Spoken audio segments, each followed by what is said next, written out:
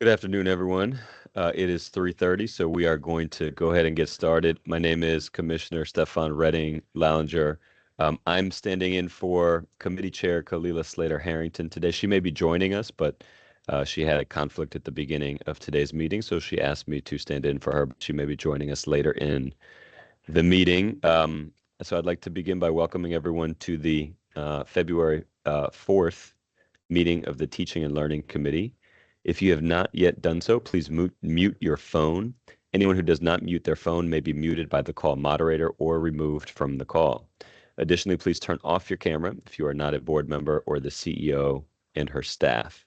I will now read a roll call of the board to identify who is present. Please identify yourself first before speaking for the record. Commissioner Kenyatta Bay. Commissioner Kenyatta Bay, present. Great. And I'm pretty sure she's not here, but just for the record, Commissioner Slater Harrington. Okay, not here, not present. So that makes 2/3 of the committee present. We've got only a few things on today's agenda. We'll be having a presentation about, excuse me, I'm still pulling up my agenda here. We will be having a presentation about supporting our continuum of learners. We've got 2 items up for procurement, so we'll be opening that up for questions, and then we'll open up public comment before going to next steps. So I'd love to start with our presentation for today. So the first presentation, the only presentation, is on supporting our continuum of learners. And Jalima, I believe you are taking that one away. So I'll pass it to you. Yes, I am. Thank you so much. If we could have the slide deck pulled up.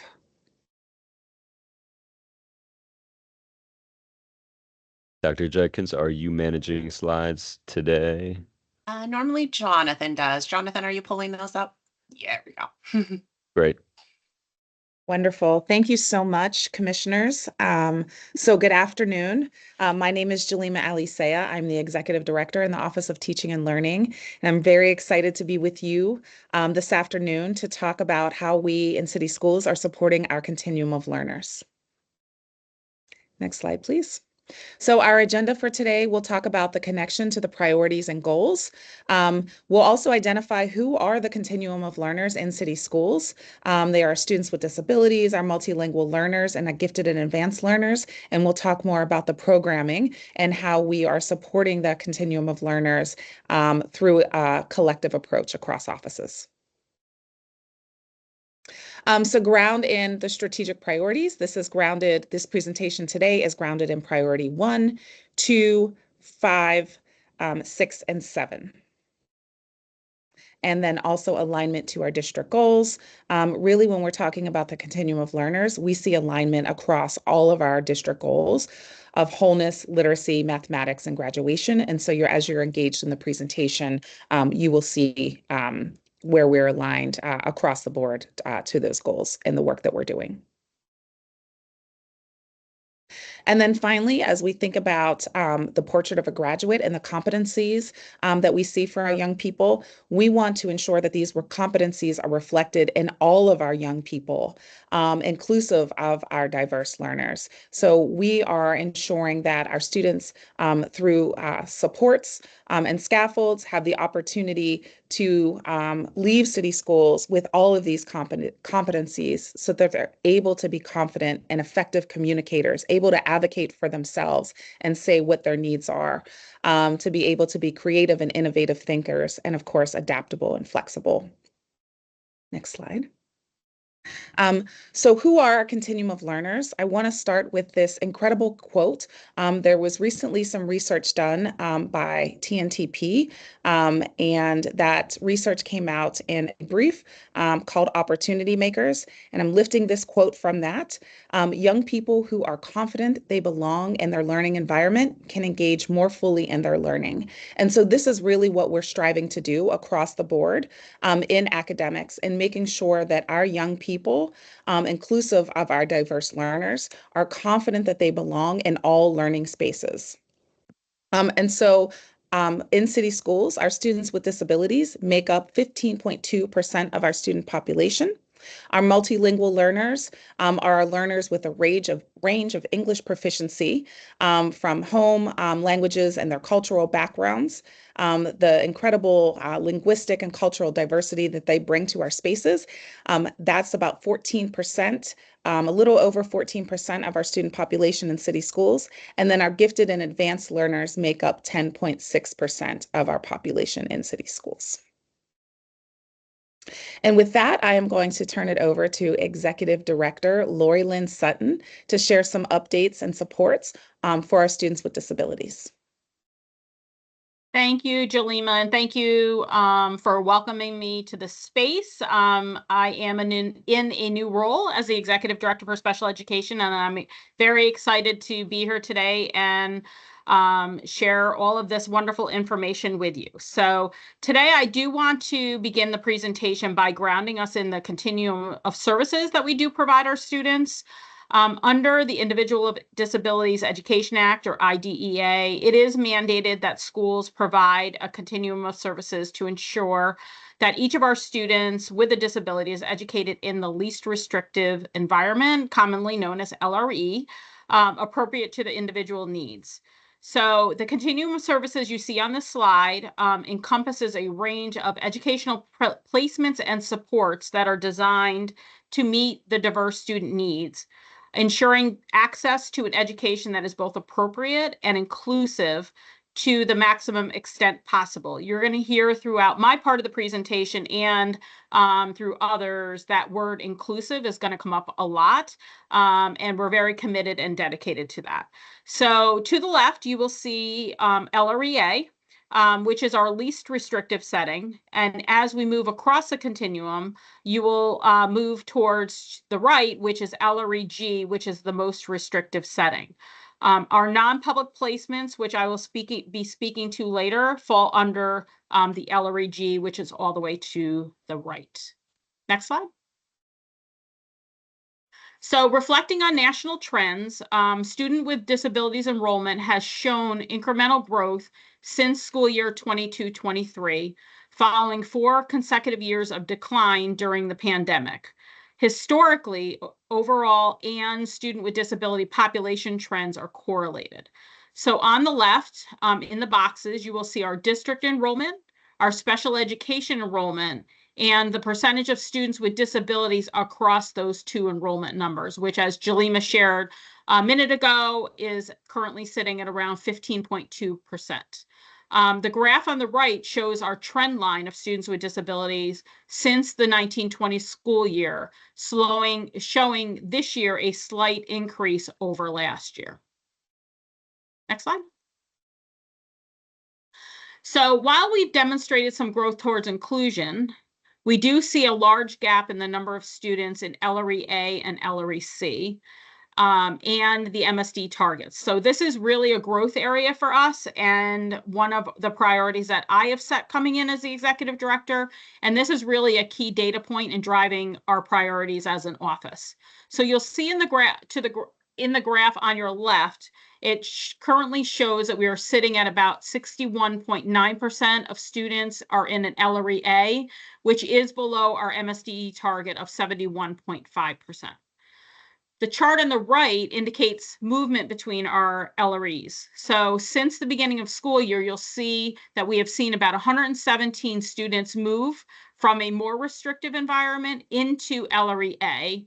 But again, we do recognize that we have much more work to do in this area, and you will see in the upcoming slides some of the priorities and initiatives that we are taking as an office and across offices to support more of that movement into the least restrictive environment.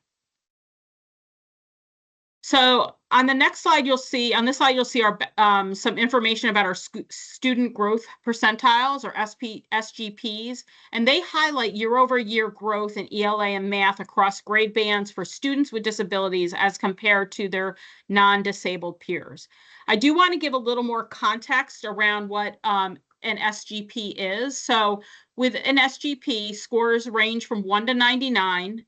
41 to 60 are considered typical, and SGP is calculated using 2 years of test scores, but it can only be calculated for students in grades 4 to 8. So that just gives you some context as you're looking at the data on the slide. And there is some good news. So year over year, students with disabilities have demonstrated growth across grade bands in ELA and math. And some of the improvements we've seen since school year 23 is that students with disabilities in ELA grades 6 to 8 were within the typical growth range. Additionally, in math, you'll see that students in grade bands 4 to 8 and 6 to 8 fell within the typical growth range. And in some cases, you'll see that students with disabilities grew more at some grades than the all student group. I do want to add as a caveat to that, though, that the all student group also includes students with disabilities. So they're not pulled out of that other group that you'll see with that dotted line on the graphs. So we also want to take an opportunity to share some of our programmatic highlights aligned to priorities, which I mentioned earlier. So we have taken a significant step forward by hiring an executive director myself. I'm in this role to ensure strong leadership, to drive strategies, and to improve outcomes for students with disabilities. We also are supporting our educators. We prioritize collaborative professional learning. So as Jolima shared in the beginning, we really are being strategic and intentional about the work across offices to make sure that all of our students have similar experiences and have the similar opportunities. We're also engaging in monthly professional learning for IEP chairs, which ensures compliance and consistent application of best practices across offices. We're strengthening literacy outcomes through science of reading training, and we have more to go in that area. This is an evidence-based approach being implemented with our IEP chairs and special educators to enhance reading instruction for students with disabilities.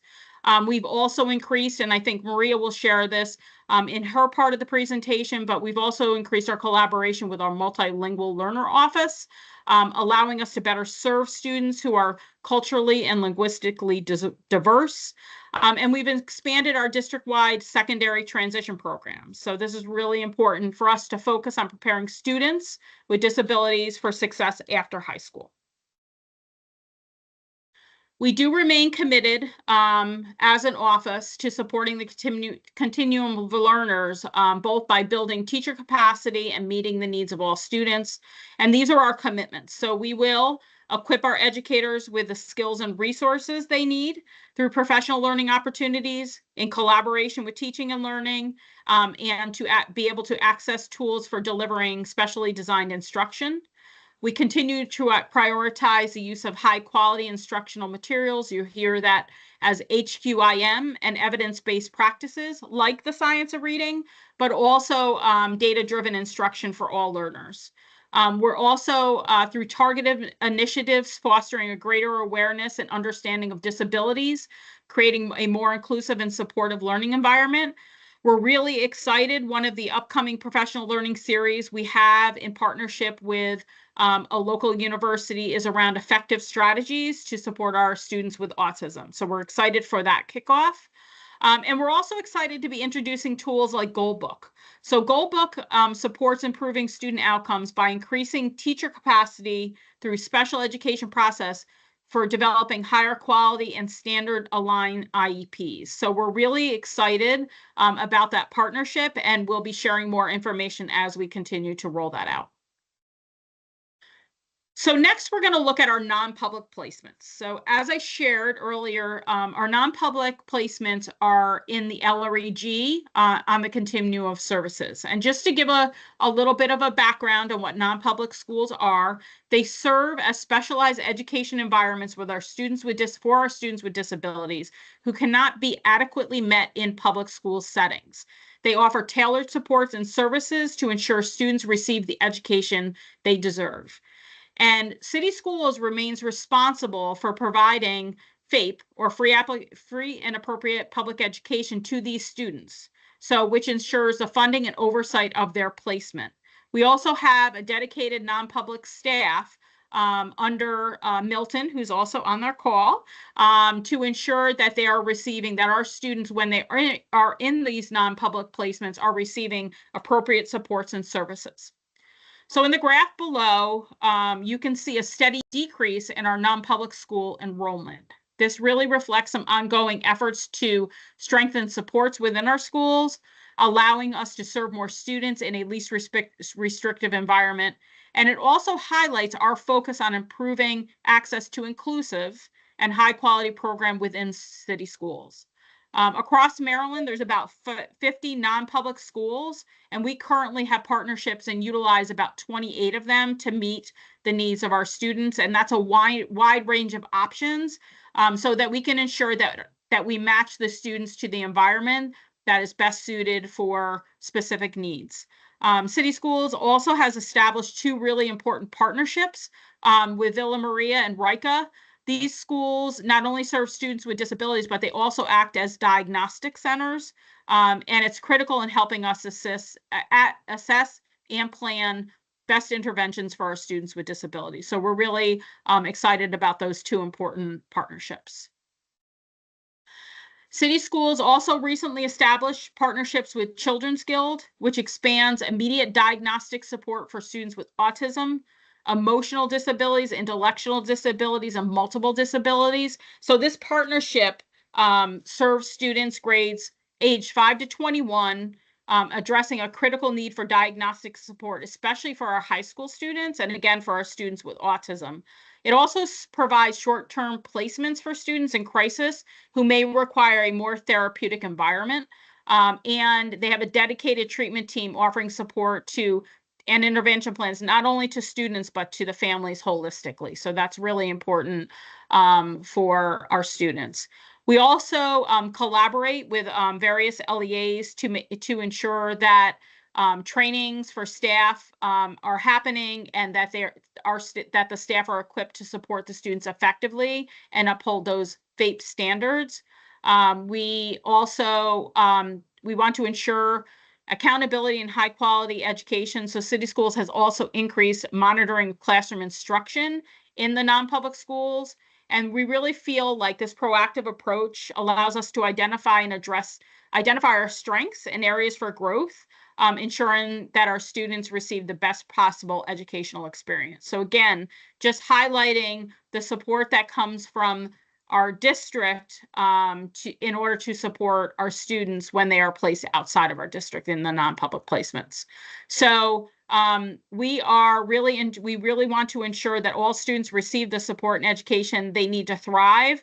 So we are really leveraging these innovative partnerships, professional learning, and again, the increased oversight and support from our non-public office team. So I will now turn it over to Maria Raymore, Director of Multilingual Learners. And thank you for the opportunity to share our work. Good afternoon. Thank you, Lori Lynn.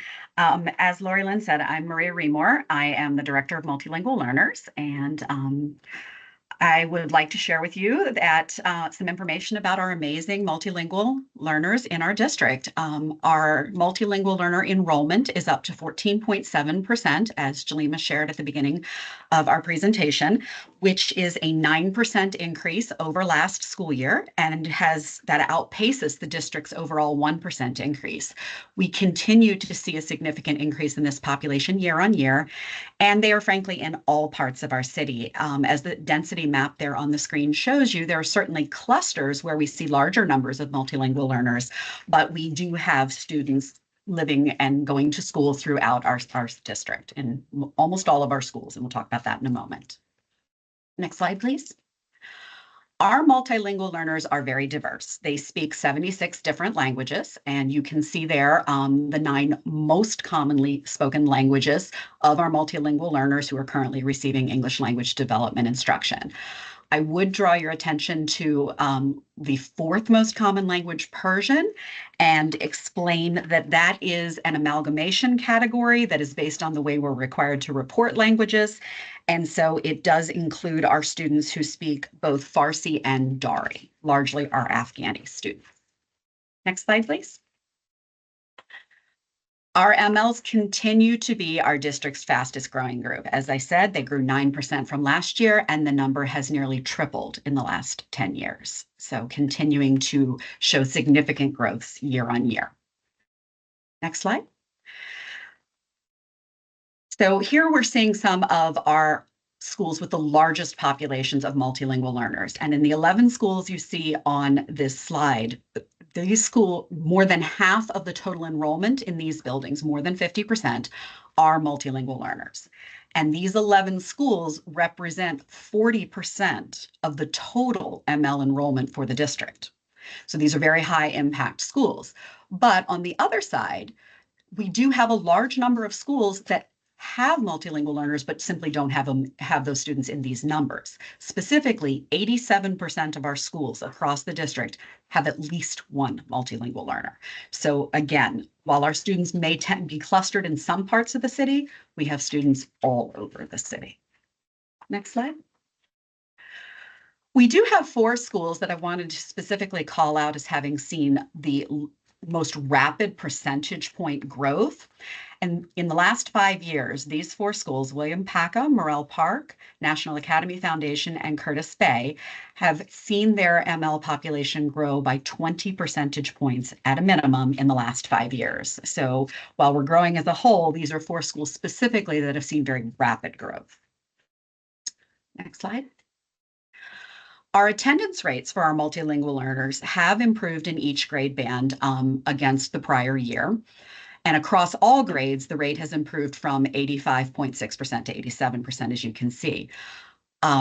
Consistently, we still continue to see our high school rates lower than that of our pre-K to 5 elementary students and our middle school students, although those numbers did see an increase as well. And this is often a result of these students in those upper grades having, frankly, competing priorities with having other responsibilities to their families. Slide. We looked at the growth on Access for ELLs, which is the MCAP assessment for measuring progress in English language proficiency. And when we looked at the growth from the 22 to 23 school year to the 23-24 school year, what we see is that our elementary students were more likely to have met their individual growth targets than our middle or high school students. That has been a consistent trend the last couple years, and as a result of that, we are starting to focus more efforts in those middle and high school grades. We do not yet we're actually in the middle of the access window for this current school year. Students are wrapping up that testing in the next couple weeks. Next slide. So in terms of some of our programmatic highlights around our multilingual learners and English language development instruction, we've invested quite heavily in professional learning, and that has included the expansion of our high impact PLC, and those are our schools that have 30% or more of their students receiving English language development instruction. For the current school year, that is 17 schools. 4 high school or 612s and 13 elementary or K8s. We have 4 more schools that hit that 30% mark this year that we're hoping to add to this PLC so that we can continue to provide these specialized supports for these high impact enrollment schools.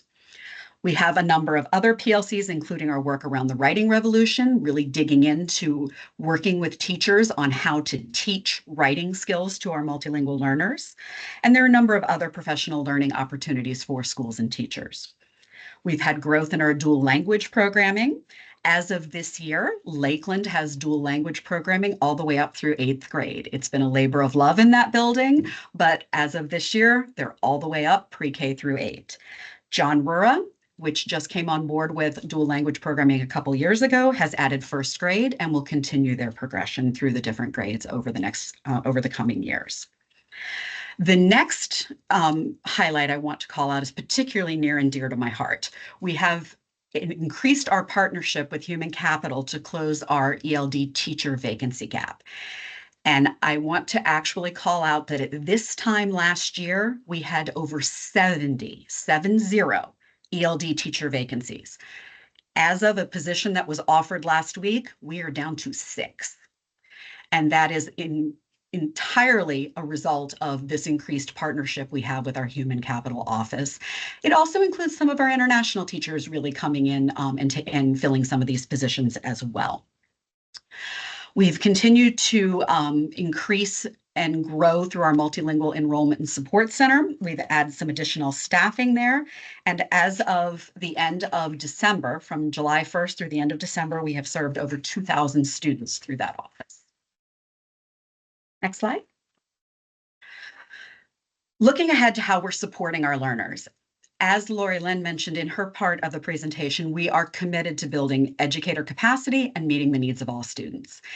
And in terms of building that educator capacity, as I shared before, we're really investing heavily in professional learning for educators. This year, we started a new collaboration model with all the content teams in academics, so that they have a point of contact with the Multilingual Learner Office, somebody who works specifically with English language development instruction and can help them to inform their professional learning in addition to the professional learning that we are doing for teachers. So working with the science team, working with the literacy team, and ensuring that there is an eye towards how we're supporting our multilingual learners in all of our professional learning. We have expanded the professional learning that we offer to content teachers. Specifically, we have an introduction to MLs PLC that is open to educators of any content area. We also are providing targeted support to CLNs now. Again, we've identified a single point of contact for each CLN, and as a result, we're able to collaboratively identify needs with the CLN leadership and provide that targeted support.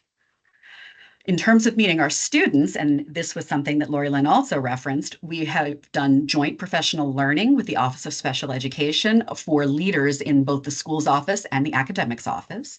We continue to collaborate with the Office of Special Education and in Gifted and Advanced Learning Office to incorporate support for multilingual learners in their professional learning development as well. I also want to call out the collaboration that we do with the Gifted and Advanced Learning team to ensure that we're accurately identifying our gifted and advanced multilingual learners. The nonverbal screener that is in use has really gone a long way towards ensuring that we're able to identify our kiddos who are gifted and advanced learners, but may still be acquiring English. Next slide. Looking ahead, so as I shared a moment ago, we are looking to expand that high impact PLC to include those 4 new schools that have hit that 30% threshold. We also have a PLC that we are opening up to all schools next year, where we have someone called an ELD rep. The school identifies someone to come to this PLC, and we work with them on best practices and strategies that they can then take back to their school. This has been up and running for a couple of years, and we targeted medium impact and high impact schools. So schools that had anywhere from 10 to 15% or more of their enrollment receiving English language development instruction. We're opening that next year to all schools. So even if you only have 2 kiddos in your building who are learning English, we want folks to come and we want to help them to figure out how best to meet those student needs in their building. We are also very excited to announce that the Bilingual Immigrant and Refugee Education Meeting, which is a conference hosted by the Council of Great City Schools, will be hosted in Baltimore in May of this year. This is a huge testament to the work we're doing and the fact that we have really put supporting our multilingual learners at the forefront of our decision making. And it's very exciting because it gives us an opportunity to showcase what's happening in our schools, what's happening in our district, and to learn from other districts. Finally, we are working on a plan for an expansion of access to the Seal of Biliteracy. We are working from the list of identified assessments from MSDE that allows students to certify that they are bilingual and biliterate in a second language. And we're working on a proposal to work through access and administration for students to those assessments so that it goes beyond students who are taking an AP class or an IB class. And in doing so, we not only open it up to a larger number of our Spanish-speaking students and our French-speaking students who have access currently through those other tests, but it allows us to open it up to our multilingual learners who may come here already literate in their first language and then learn English. And so by creating a plan where they have access to these assessments, we are then giving them the opportunity to earn that seal of biliteracy, which is hugely important because it says when they've graduated and they're going out into the workforce or they're going out to trade school or college, wherever it is they're going, they are certified as being bilingual and biliterate in English and whatever that second language is, which is super exciting for our kiddos. At this point, I am going to turn it over to Dennis Jutras, our coordinator for Gifted and Advanced Learning. Thanks, Maria. Good afternoon, commissioners and others joining the presentation today. My name is Dennis Jutras. I'm the coordinator of Gifted and Advanced Learning, as Maria just shared with you. Walk you through a few of the highlight slides that we have. I would like to point out the 5-year trend of formal identified gifted and advanced learning students. I'd point out specifically that the past 2 years, we've seen a marked improvement in the number of students overall being identified. And to the right-hand side, you can see not only we're identifying more students, but we have a greater diversity, much more representative of our entire district, and actually bucking a lot of national trends that tend to see one group much more over-identified than another. I'm very happy to report the large growth in African-American students being formally identified. And one of the reasons I do firmly believe we've been able to, identify 900 more students each of the last 2 years is some of the efforts that we've done with Legends of Learning and analogical reasoning, which I'll talk to about in a future slide. But again, as was referenced earlier by Jalima, we're up to 10.6% overall identification rate in the district. It's the highest it's ever been formally recorded. Next slide, please. So let's dive into the data regarding, MCAP data. And so there's no surprise here. You'd expect to see the gifted students who need to be 90th percentile in order to be formally identified, hitting that kind of level of proficiency. Advanced is similar, needs to be 80th percentile. And so that models after that. I do always point out, though, that I really am most interested in the talent development student. These are students who have higher than average potential, but have not yet mastered ELA and mathematics. And so therefore, they are much more like their not GAL peers in many ways, but you'll see that they are still performing in a very strong way. And in fact, all the GAL students, Lori Lynn talked about the student growth percentile, the SGP. I'm happy to report that the SGP across all grade levels, all levels of GAL students was in the high ends of the range, albeit the low end of the high range, but it was in the high range at the 61st percentile in ELA. If we can go to the next slide, please. Mathematics, okay. So again, similarly, the SGP for this group was actually 62nd percentile, slightly higher, but also in the high range of growth. Very astute members watching this presentation will be like, but Dennis, you said keep an eye on talent development, and I see a decrease in the numbers. It went from 22% to 20 to 19%.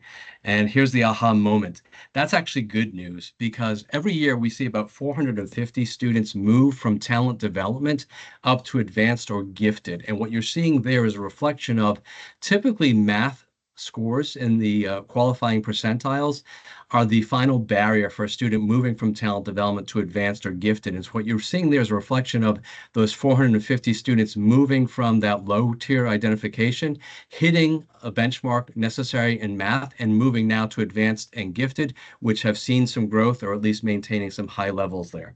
I would also say that for both of the ELA and math, internal diagnostics also trend the same way and are very reflective of what you're seeing in the MCAP data as well. Next slide, please.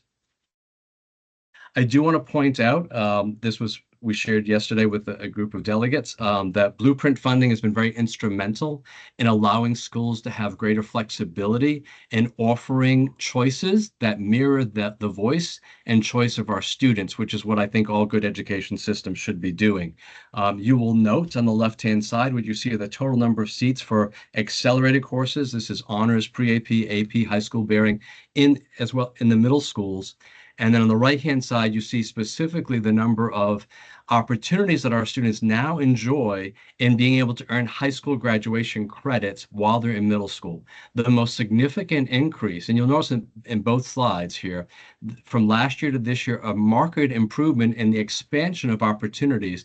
And that was because, one, the teaching and learning content offices in consultation with my office worked to renorm expectations around honors courses, and we also put out a clarion call to all the schools and say, how can we be more equitable by extending opportunities for every student to avail themselves to the highest level of challenge? And I think you'll see that many schools replied in an affirmative way and added additional seats and course offerings.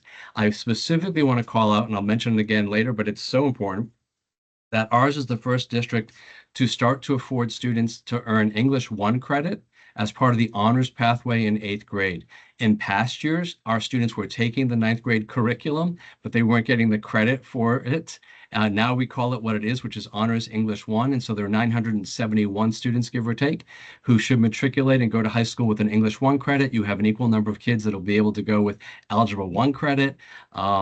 And either Spanish 1 or French 1 credit. So our opportunities for students to meet those state expectations of by the end of 10th grade of college and career readiness is increasing, and we're very happy about that information. Next slide, please. Advanced placement, and I shared this with the board last week, I believe, or last month we talked about some things, but here you'll see again the 5-year growth trajectory. We have done a number of incredible things. One, we've expanded the number of seats for students. We're also, if you look carefully at the 22-23, 23-24, you'll see that there's a smaller gap between tests taken and students enrolled in the AP classes. We are averaging, if you're in an AP class in Baltimore City schools, we expect 90% or greater of those students will sit and take their exams. That's a marked improvement from pandemic year that we were at 62, low 60s. So to me, that's a reflection of the degree of confidence that our students are experiencing in the courses they're taking, because one of the greatest reasons why kids didn't sit for the AP exam is they just didn't feel ready for it.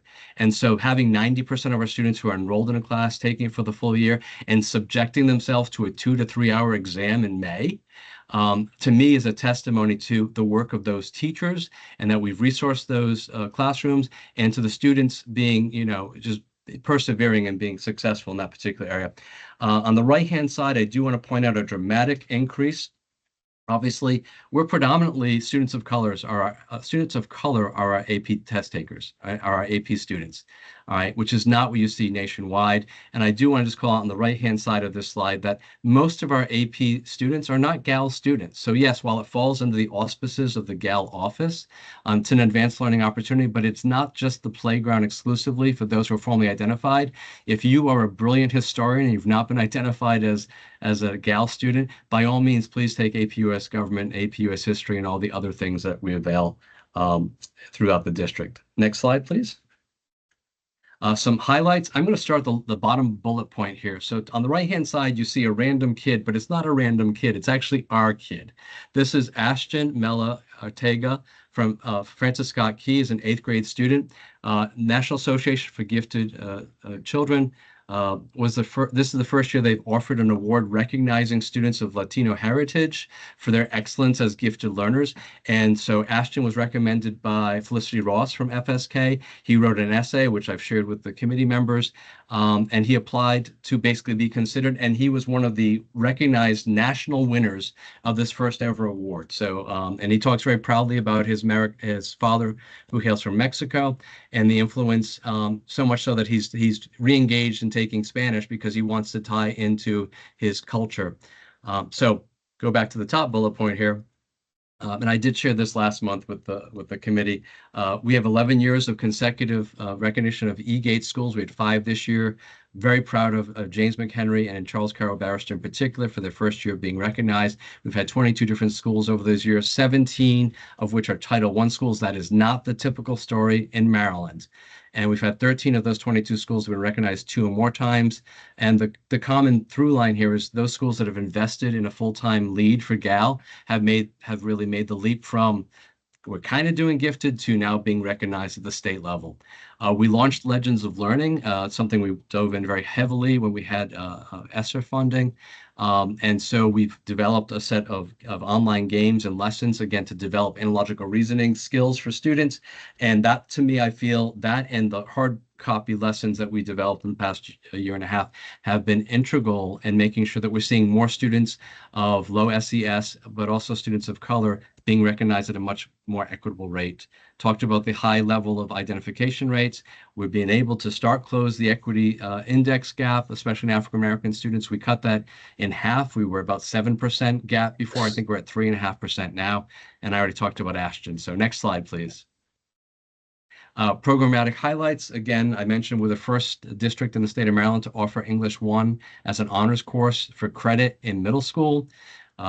We've expanded AP Seminar English 10.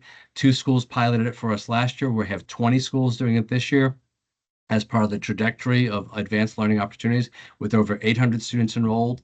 I feel the urge, I must mention this, that last year's students, we had 2 schools, Dunbar and Poly, that had students taking AP African American Studies for the first time in a tested area, had been piloted before that, but last year was the first test.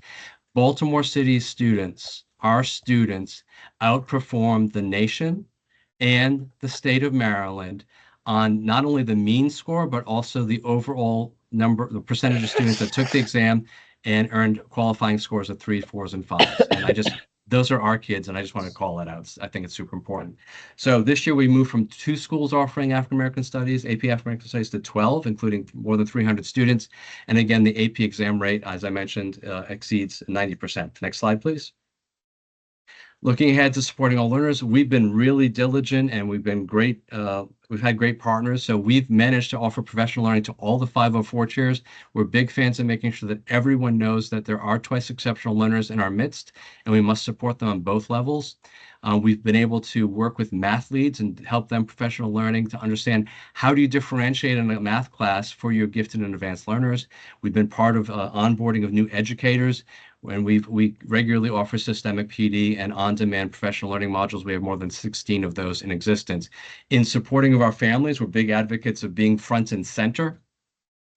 We offer monthly family check-in, drop-in hours from 3 to 5, the 3rd Tuesday of every month.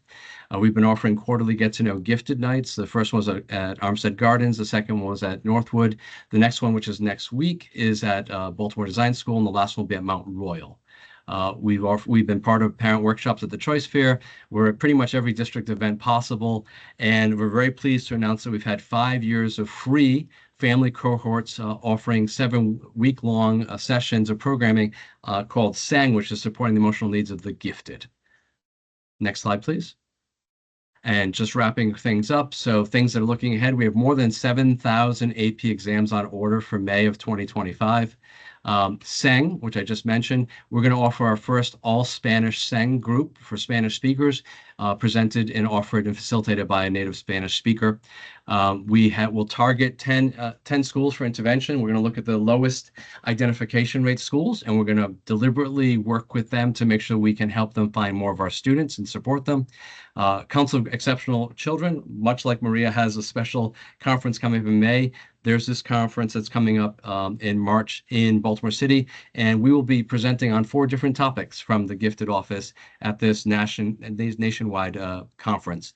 We'll continue use of live math. We'll investigate virtual options to bring all core honors courses to small middle schools, because we're big advocates of making sure we have equitable access to all students that can avail themselves to it. And finally, as I shared last month with this committee, we have a research paper coming out from Burke, and we'll review and we'll look at the recommendations that we can adopt. And I believe now Jalima takes us home.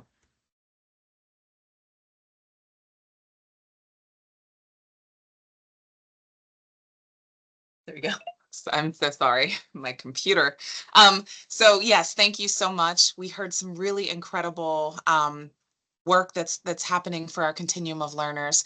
And so as we look ahead, really thinking about how we're enhancing adult capacity, but also this integrated approach, making sure that the continuum of learners and meeting their needs is really a focus of all of our offices across academics. And so one of the things that we have done is the reorganization of departments to support teachers in meeting the needs of diverse learners. And so we have now in the Office of Teaching and Learning a new team that is focused on meeting the needs of diverse learners, specifically students with disabilities, and how that team, the academic strategy and support team, is really supporting content teams to be able to embed pedagogy and strategies into professional learning for all teachers, special educators, and general educators to ensure that all of our students feel not only seen and valued in all learning spaces, but they're we are ensuring that they're having their needs met. Also that embedding systemic professional learning across collaborative planning, resources to support teachers to ensure access to grade level instruction. So making sure that we're developing resources and sharing those that really help teachers understand some of those pedagogical and instructional strategies they can embed to support students, access to grade level content. The science of reading, professional learning, making sure that all of our educators, inclusive of our special educators and our English language development teachers, have an opportunity to engage in that learning. Making sure too that there is differentiated professional learning for teachers and our school leaders, specifically focused on our students with low incidence disabilities, so that we are mindful and also intentional about ensuring that our school leaders and our teachers who service our students with the most significant needs receive the professional learning and support that they need in order to do that effectively. And then finally, building greater coherence for students across all of their learning environments, really thinking of how the students experience and how we're intentional about aligning resources so that students really feel that coherence and that it's seamless in the school. And with that, I thank you so much for allowing us to share those updates with you today. And I open it up to any questions. Thank you so much, Ms. Alisea. Commissioner Kenyatta Bay, do you have questions for our presenters?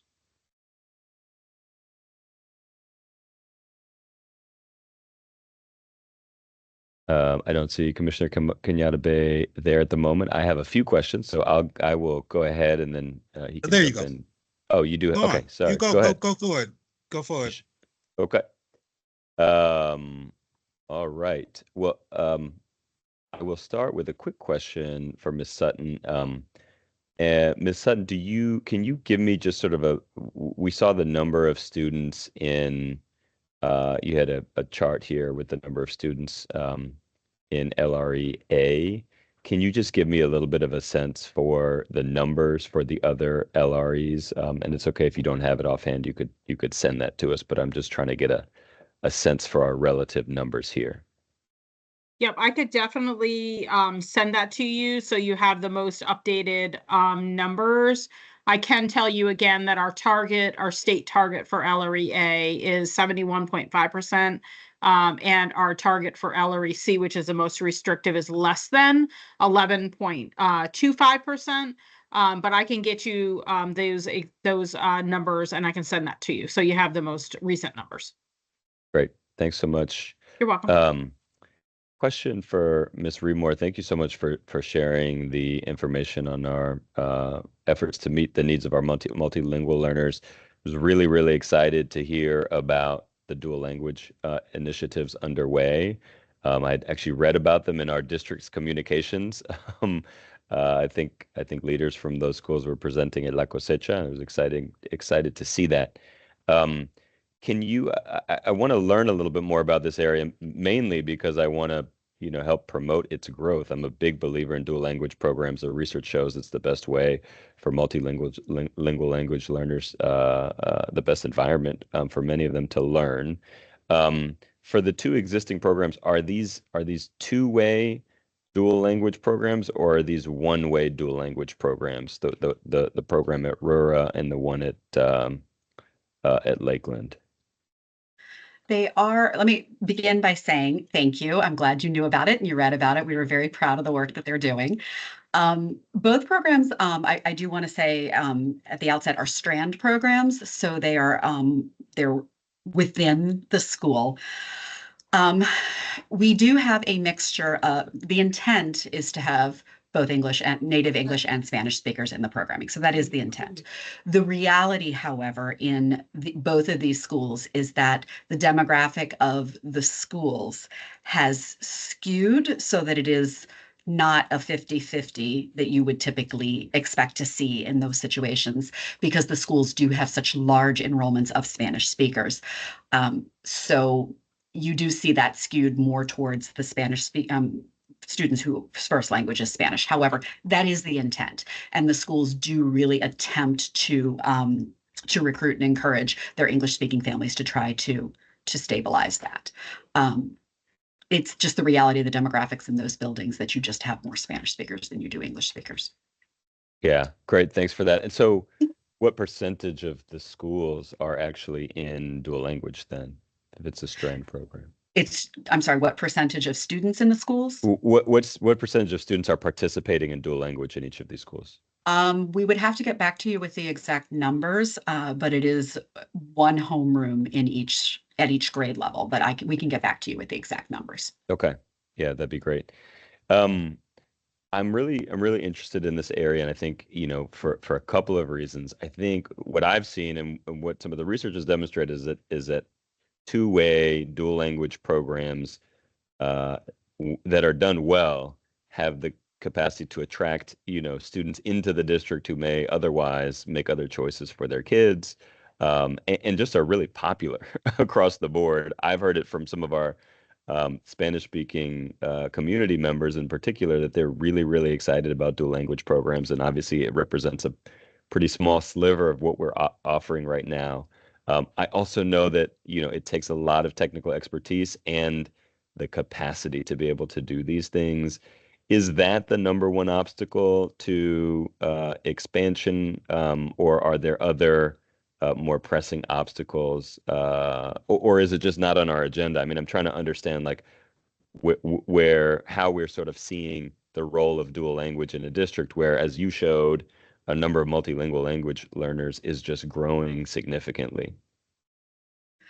I would say there are a number of considerations. The expertise is certainly one of them. Finding folks that have the expertise to engage in the programming, to teach in the programs, teachers, getting enough teachers, that's a piece. It's also a little bit of a challenge to identify folks that do have that expertise and are qualified for it, especially for the teaching positions, because there is no dual language certification in Maryland. So you're also looking at cobbling together how you determine their proficiency, which principals in both those schools have gotten very good at. So that's a factor.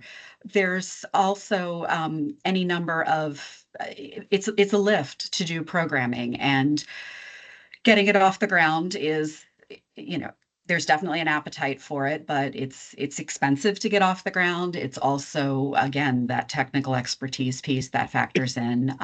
And then, just getting enough students into the programming. As you said, it can attract students from outside the district for certain who might otherwise make other choices, but then getting those students in the program as well. And while many of our families that are Spanish speakers have expressed great pleasure with knowing this is an option, there also is the reverse of that, where we've had some Spanish-speaking families who we had to talk into it. They thought, well, my child needs to learn English. Well, and then once you explain, well, they're going to learn both, and they're going to be literate in both, and that shifts the tide. But there's definitely an education piece connected to it as well. Absolutely. Well, thank you so much for that. I would love to request, when your time permits or someone in your office, the opportunity to do a guided visit of either of these schools and chat a little bit more about how we as a board can support dual language programming in our district, just because I think it's so important. And if it's a budget thing, budget season is upon us. We can look at that and we can think about that. So I want to learn more. I'd like to see this in person, and I just want to figure out how we can be supported. Absolutely. Thank you. Great, thanks. I have one more question, and then Commissioner Kenyatta-Bay, I'm going to turn it over to you. Mr. Jutras, I'm going to switch to you a little bit, and I was trying to dig into some of the data that you presented, particularly around AP offerings, and actually the slide before that, slide 31, where you were talking about the number of seats in our middle schools for accelerated courses and credit-bearing courses. That slide just talks about the seats for accelerated courses and credit-bearing courses, and I'm wondering if you can break out for us the actual numbers of students here, because it's obviously quite possible that you could have a smaller number of students taking several courses. And so I'm just trying to understand, can you give me a sense for the numbers of students here as opposed to just the seats? Sure. I mean, you can largely figure out that when you're talking about seats converted over to students, you can divide by 4. Largely, it's not a solid thing. You've got some students that are just taking a single honors course, but on the whole, in 6th, 7th, and 8th grade, you'd expect to see the average student taking honors courses in math, English, social studies, and science. So I mentioned earlier there's like an increase of like 3,000 seats. There's a 3,000 seat increase. That translates roughly to 750 more students this year than last year who are able to take the full portfolio of honors courses. Again, that's inclusive of 6th, 7th, and 8th grade. So that's not just 750 at one grade level, that's across the 3 grade levels.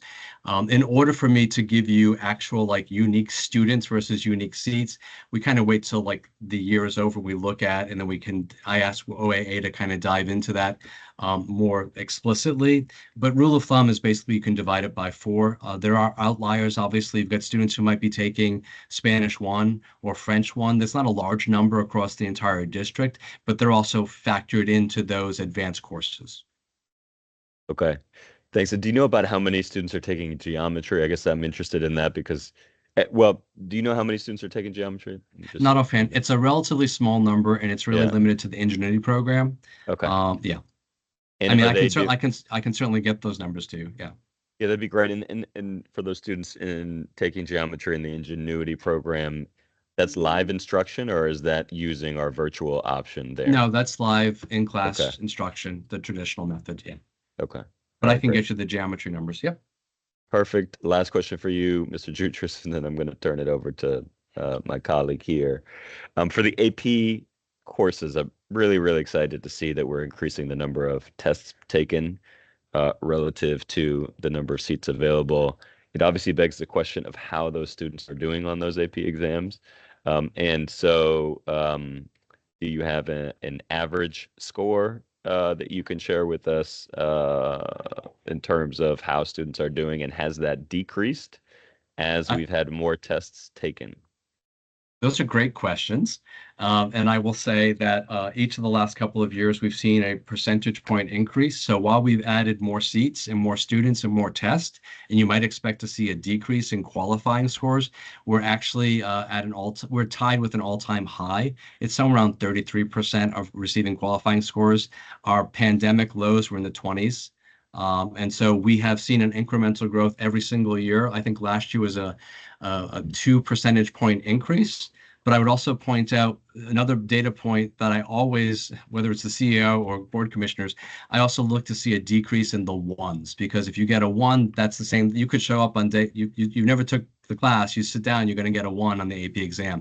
So we've also seen a significant cut into we're decreasing the 1s. So we're seeing a big clustering around 2s, which shows growth. That's the equivalent of a D in a college level course.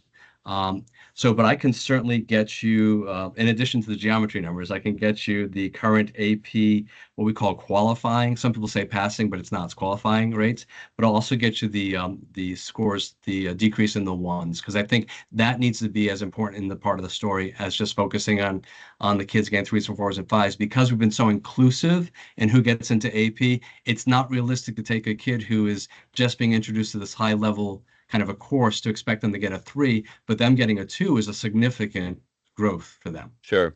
No, I appreciate that. I mean, I think it's actually quite impressive that you've actually seen an increase in scores and an increase in tests taken. That's rare. So hats off to our wonderful AP teachers out there for making that happen. Please give me the scores. I would love to see those. I mean, we do talk about 3, 4, and 5 often as qualifying, but in many colleges only take a 4 or a 5. So it'd be great to see those numbers broken out by each level. for each subject area if you have those.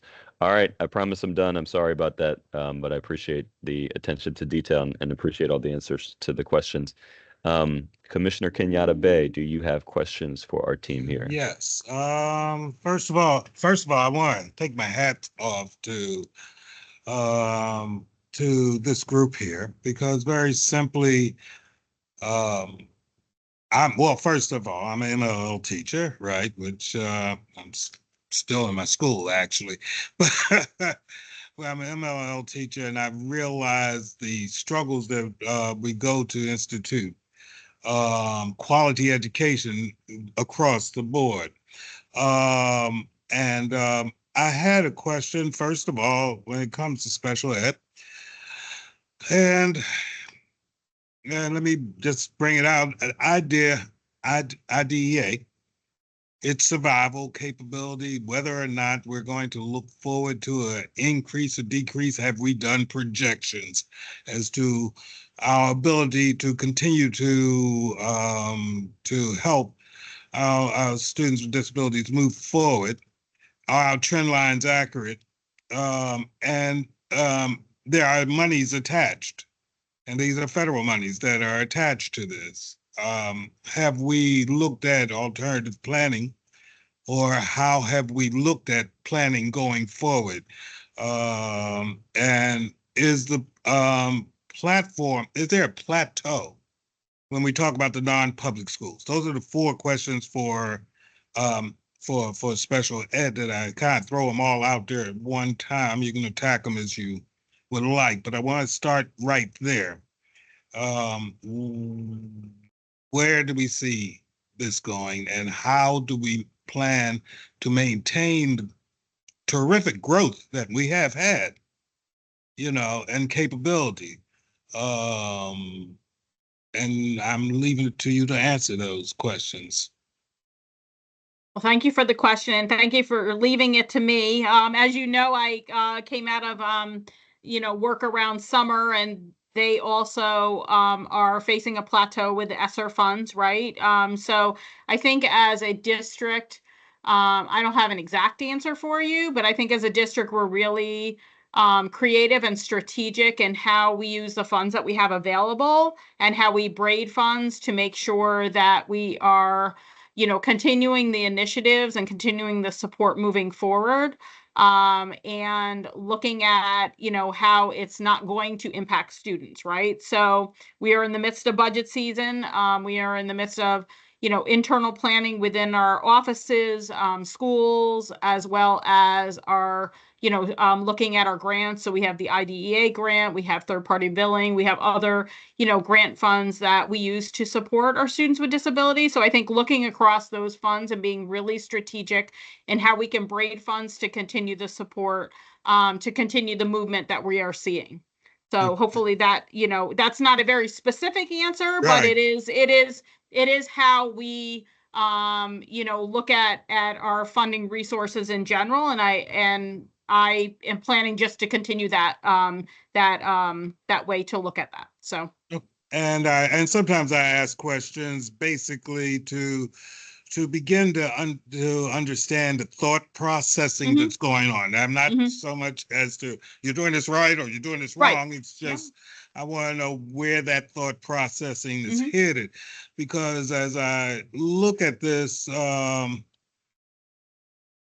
know that the schools were struggling. There were schools that were where we had our students that needed the assistance, that really needed the assistance, that didn't have money to buy some of the basic needs that they needed, in the first place, even at the beginning of this year. And I don't know if we made that shortfall up for these schools. I didn't mean to cut you off, and I apologize. No, but go on. Go on. I think, this was brought to the school board meeting a couple meetings ago around third-party billing, where we were able to use some of those funds and release those funds to schools. So they do have some extra resources right now that they can plan to support students with disabilities. And that is something, we do plan to continue and hopefully get ahead of for next year so that they can potentially be part of that early planning so that they do have the right resources in place at the school level. But that was something that did go to wasn't shared at a recent board meeting. Casey Mengel had shared it, and schools are really excited to have those additional resources, and that's something we definitely are planning to do moving forward as well. Okay. Okay, thank you. I'm going into well, if you guys forgive me, I was an ESOL teacher, and I became a and whatever the correct letters are this week, MLL now. But I moved from one iteration to the other. We have a 14.7% population, according to you in ESOL, with a 9% increase. Am I correct in that? Was that what you had stated? That is correct. We're currently at 14.7%, and that's a 9% increase over the last year. Over last year. Do you expect to see any population growth within certain communities other than the Hispanic community? Like the Persian group, which is an amalgamation of a couple of languages, language bases. I used to teach very high level Russian immigrants a very long time ago. And the thing is that population grew tremendously within a certain time period. Are you planning to see reductions, reverberations of what's going on now in our population? Candidly, Yeah. it's your guess is as good as mine right now. With everything that is occurring, the changes of our groups outside of our Spanish speakers are largely dependent on the groups that we see come as refugees or asylees. When we talk about our languages other than our Spanish speakers, our Swahili speakers, our Dari speakers, our Pashto speakers, Arabic, those are largely refugees. And those populations change based on the number of refugees that are allowed in, excuse me, refugees or asylees. Many of our Afghanis originally came as asylees and now have refugee status. That frankly depends on what those numbers are. And I honestly have no idea what is going to happen with those numbers. I was at a meeting recently where those things were discussed with the Maryland Office of Refugees and Asylees, and they don't know either. No one really has any idea at this point. Those schools with limited populations, you said there are certain schools that only have maybe, one MLL student there. Are they coordinating with each other to create a hub, or how are you bringing this together? Because in isolation, you're not going to really have the effectiveness as, a school that has a wider population. What are you doing to kind of mitigate that loneliness there? Absolutely. We do try to serve students at their home school, at their neighborhood school. That has been a push for several years to really to move away from a site model, because what we found was that families want to have their children in school in their communities. And what we have noticed as a trend over the last many years is that once a family is in a school, we do start to see the populations grow. But it does take a little bit of time sometimes, although there are some schools that grow very rapidly. We saw that, for example, with Franklin Square. But what we do try to do is provide some additional supports to the school, connecting them, as you suggested, with other schools that have smaller populations, but also partnering them with schools that might have slightly larger populations so they can talk about lessons learned with growth. And then also providing district level supports where we have instructional coaches that come out and work with the teachers, provide professional learning for not just the ELD teacher, but also for the content teachers, and working with school leadership as well. Good. You pretty much answered the cross-curricular question that I had, but do you see this fall off after middle school, right? Into high school? Are we looking basically at data that we're receiving from MCAP, or are we looking basically at WIDA type of scoring where a large population may test out in that age range? what are we seeing there? Are we seeing testing out from WIDA, or are we seeing, and so therefore we wouldn't be classifying them as a MLL, I don't think, past that point. We see a mixture of results from that data because as our students come in at all grade levels. Yes, we see a lot of students who start with us at pre-K and K, and then as a result, those students tend to exit in later elementary years, but we see students coming in at all grade levels. So I would not say we see a larger percentage of exit at the middle or the high school levels, simply because we see so many students who come in brand new in middle school or brand new in high school. We tend to see our largest exit rates at 4th or 5th grade, actually, because of our numbers of students who start with us in pre-K or kindergarten. And in terms of your data question, we try very hard and encourage schools and work with schools and educators to look at a triangulation of all data, because all of those pieces have a place in the instructional journey of students and how teachers look to meet their needs.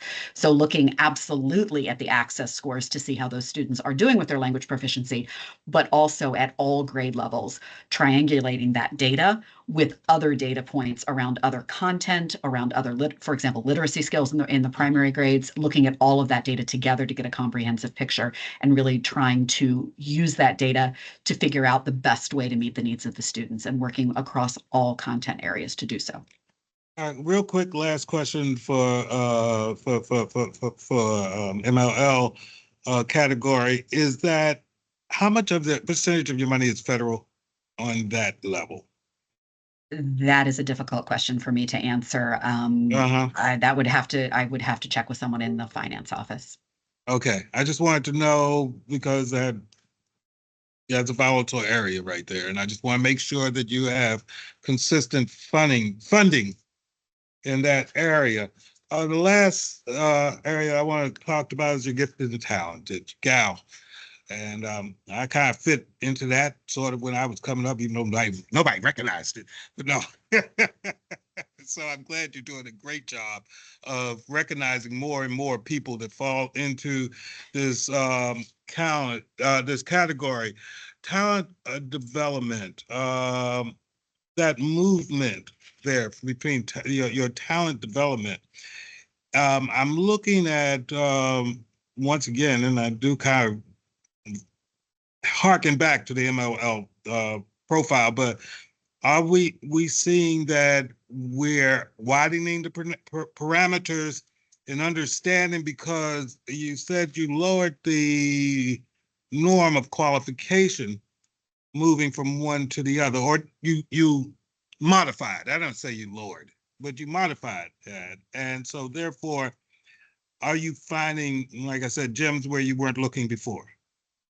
Just a point of clarification. We didn't modify. What I'm saying is, on average, we see 450 students that earn the next qualifying tier, and then they move from the talent development tier to advanced or gifted. We haven't changed any of the qualifying tiers since the adoption of IHBB and IHBB-RA on October 13, 2020. So just want to be clear on that. What we've been doing is much more actively trying to make sure that before students take a qualifying exam on the NAGLERI, that they are exposed in pre-K and kindergarten to what we call these analogical reasoning lessons and games, either via Legends of Learning that we've incorporated lots of time and energy co-developing with them. So the notion is, if kids are exposed to these analogical reasoning opportunities in pre-K, we follow up in the beginning of kindergarten, and then we assess them based on, are you able to decode analogical reasoning? We're seeing a much higher identification rate. Case in point, in January, we didn't have a lot of our big window is September through December, where we test like 7,000 kids. But in January, we tested 130 students based on teacher recommendations, and 25% of those students qualified for initial identification. We averaged between 10 and 15%. We just whole scale assess students. So we saw a much higher return on teacher spotting talent. Okay, good. Thank you very much. You're welcome. I really appreciate it. This clarified a couple of things for me as we move forward. Keep up the good work. You guys have been doing a spectacular job, and the job is I'm going to be candid too, it's going to be harder. And so I want you to continue to work because I'm really proud of the work that you've done. Thank you so much, Commissioner Kenyatta Bay. Thank you to the team. That's it for now. We really appreciate it and hope you all have a wonderful evening. We're going to move to procurement, and there were two procurement items for consideration today. We've got Coppin State and the use of their facilities for our graduations for the next 3 academic years, and then various entities for community school supports, including the Family League. I have no questions on either of those procurement items. I got a chance to review them. Commissioner Kenyatta Bay, do you have any questions on procurement? Yes, so I just have, first of all, I have a statement that Coppin has been a gift. It's a game changer. And I think not only does Baltimore City Schools appreciate it, but so do the city of Baltimore appreciate what's been going on there. I mean, I've been at many graduations there, as some of you can attest, and it is like you have communicated extremely well to the needs of our community, and I appreciate that. There was when I was looking down the list of community school matching, the matching column, I'm seeing a lot of where we don't have to match. Okay, I see a lot of things. So I just wanted to have a better understanding of what the criteria is for having to match and not having to match these particular entities that are supporting our community school effort.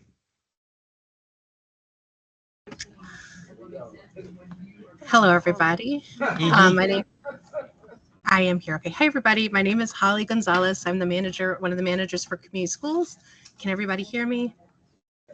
All right, great. Thank you, Commissioner Kenyatta Bay. I'm happy to answer that question. So in this board letter, these are out of school time or after school programs, which are funded by the Family League of Baltimore.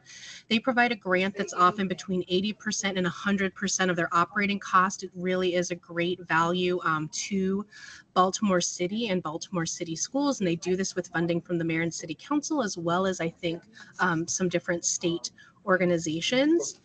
A lot of times this grant does require a 20% match. Now this can be paid by a school, or it could be paid by another philanthropic grant that the organization received or another source. So in this board letter, you're seeing like $0 matches for a lot of these services. Right. They are in fact at no cost to the district because those costs are being borne elsewhere. But we do want to recognize them as part of the formal after school system that is funded through Family League. Does that make sense? That makes sense. I just wanted to know where that line is drawn there, because that becomes important to understand whether or not it will eventually come back to us in some way, or whether it will stay over here in a philanthropic sort of bag. You know, because I was curious as to that and how that was drawn. Nope, that makes a lot of sense. And I will say that we do piggyback on the Family League's procurement process. So these programs have gone through an RFP offered by one of our partners when it comes time to vetting them in all those different capacities. All right, thank you. That was my only question there. Thanks so much, Ms. Gonzalez. We look forward to seeing those items in the February board meeting. We are moving to the public comment section of the meeting. Members of the public who would like to provide comment to this committee can do so by signing up the day of the meeting until the start of the meeting at 3:30. Up to 5 individuals will be given the opportunity to provide comment to the committee. Speakers will be granted 3 minutes, and all public comments should address teaching and learning related issues. Dr. Judkins, do we have any public comment for today's meeting? Sorry, wrong phone. No, we do not have any public comment today. Okay. Mr. Jutras, you referenced a student who won an award, and we are in possession of that letter. Is that for the record, or would you like us to read that letter for all present?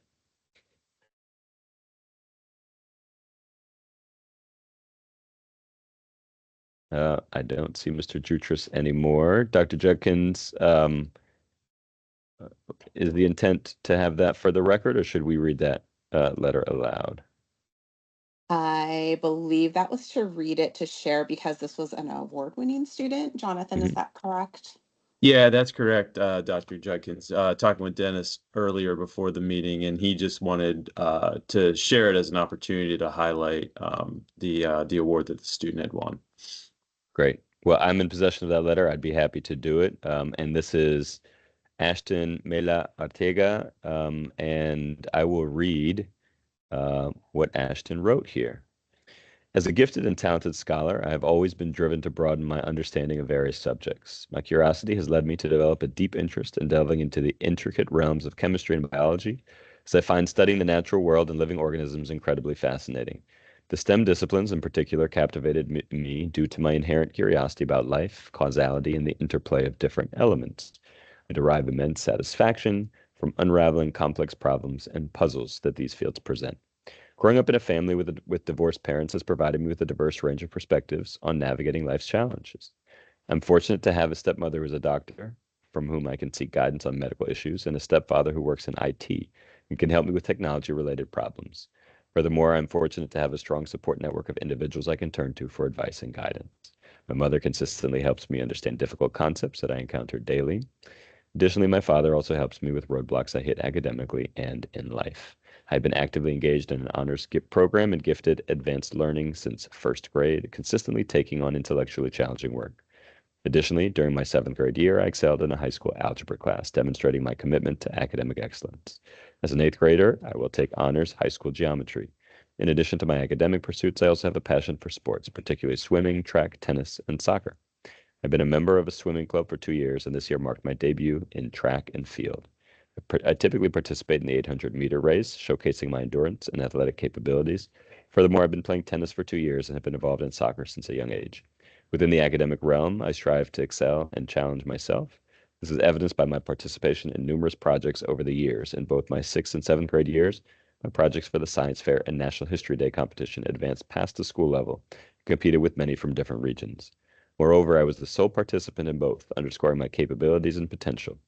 Additionally, during the same year, I was honored to win the Milton Wolf Prize in Student Advocacy, earning $400 for creating a presentation on how I could benefit my community by creating packages with the necessary equipment for the homeless. I also achieved success in my school spelling bee for 2 consecutive years, advancing to the state competition both times. On a personal note, my father hails from Mexico City. The majority of my relatives from his side are also from Mexico. This heritage has prompted me to engage in learning Spanish, a language I have been speaking since I was a toddler, and I'm now on the brink of fluency. I proudly identify as Mexican American, embracing both cultures through their traditions, languages, and cuisines. I enjoy living my life with my loved ones, and I try to live my life to the fullest while I still have it, because I want to and believe that I can make a difference in the world. And that is the reason I keep waking up every day. That is from Ashton. Ashton, that is quite impressive, quite an impressive track record, an impressive resume that you already have. And on behalf of all of City Schools, we are immensely proud to have you as a student in our system. And on that wonderful note, we will close up the meeting just with a note towards what we have coming up in the future. So our next meeting date will be on Tuesday, March 4th of 2025, where we will get a social studies update and review proposed changes to operator renewal process for the 25-26 school year. I've already reviewed the public comment. For anyone interested in providing public comment, they have until 3:30 p.m. on Tuesday, March 4th. That concludes today's Teaching and Learning Committee. Thank you, everyone, and thank you to all of our presenters. Have a wonderful evening.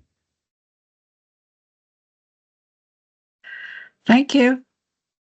Thank you. Thank you again. Peace. Thank you.